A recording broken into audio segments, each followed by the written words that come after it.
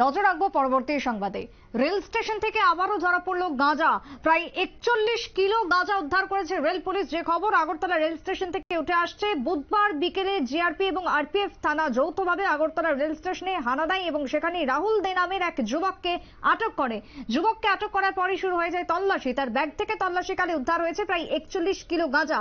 Rail থানার OC Tapas Das বৃহস্পতিবার সংবাদ মাধ্যমের মুখোমুখি হয়ে জানিয়েছেন, ধৃত যুবক আগরতলা শিলচর ট্রেন দিয়ে যাওয়ার সময় তাকে গ্রেফতার করে পুলিশ। বৃহস্পতিবার রিমান্ডের আবেদন জানিয়ে আদালতে তোলা হবে বলে খবর। কি বক্তব্য উঠে আসছে রেল পুলিশের, শুনুন। বিকালে আমরা একজনকে গ্রেফতার করেছি। ওর সঙ্গে 41 কেজি ড্রাই গাঞ্জা পাওয়া গেছে, দুটা ট্রলি ব্যাগ এবং একটা পিট্টু ব্যাগ। তো যথারীতি সে নাম বলে রাহুল দে, বাবার নাম তপন দে, বাড়ি তবলাবাড়ি, এটা খোয়াই থানার আন্ডারে, খোয়াই ডিস্ট্রিক্টে।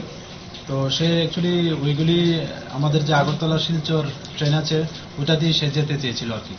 তো আজকে আমরা ওনাকে আগরতলা আদালতে পাঠাচ্ছি, উপযুক্ত পুলিশ রিমান্ড চেয়ে। আর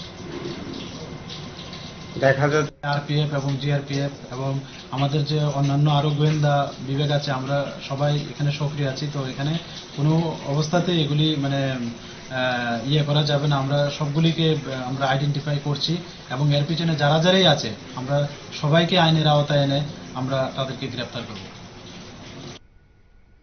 আপনারা শুনলেন পুলিশের বক্তব্য। এই অভিযান শুধু আজকের নয়, আগামী দিনেও চলবে। বিশেষ করে রেলের মাধ্যমে গাঁজা পাচার অব্যাহত রয়েছে রাজ্যের বুকে, তাই সেই পাচার রোখার জন্য, সেই পাচার আটকানোর জন্য এই অভিযান চলছে। এবং অভিযানকে কেন্দ্র করে এক প্রকার বলা যায় যে আগামী দিনে রাজ্যকে নেশামুক্ত করার প্রয়াস বলে খবর রাজ্য প্রশাসনের। ছোট্ট একটা বিরতির পর ফিরবো, সঙ্গে থাকুন।